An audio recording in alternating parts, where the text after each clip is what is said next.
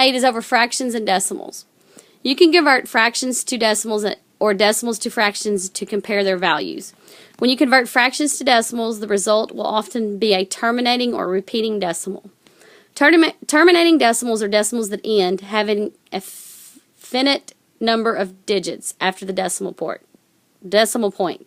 A repeating decimal is a decimal that doesn't end. It shows a repeating pattern of digits after the decimal.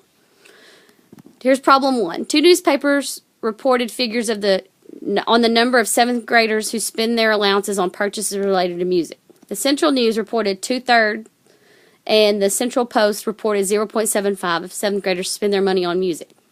Which newspaper reported the lesser amount? So what we're going to do is we're going to change 2/3 into a decimal.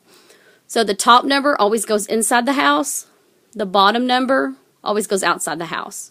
And then once you put that number inside, you'll just have to put 0.000, and you're just going to try to find if it's terminating, which it ends, or if it starts repeating.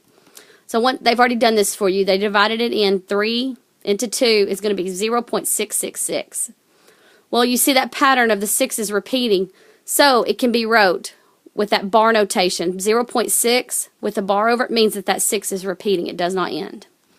So when we look at it, 0.6 is less than 0.75. So we know that 2/3, which is that in decimal form, is less than 0.75. So then it asks which newspaper reported the lesser amount, and that would be the Central News. Looking at problem 2, Daniel saves 1/5 of his allowance each week. He uses 0.4 of his allowance for food, 1/4 for entertainment, and 0.15 for other expenses.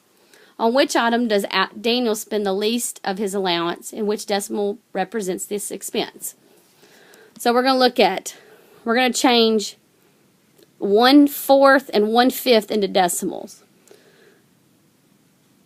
So we know that 1/4 and 1/5, we can make it to where those are both over 100. So we would multiply 1/4. We're going to multiply the top by 25 and the bottom by 25. 1 times 25 is 25. 4 times 25 is 100. Same thing over here. We're going to try to get the denominator to 100.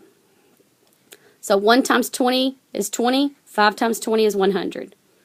And we know that when we see 25 over 100, that is 0.25. And 20 over 100 is 0.20. So we know that 1/4 is equal to 0.25 in decimal form.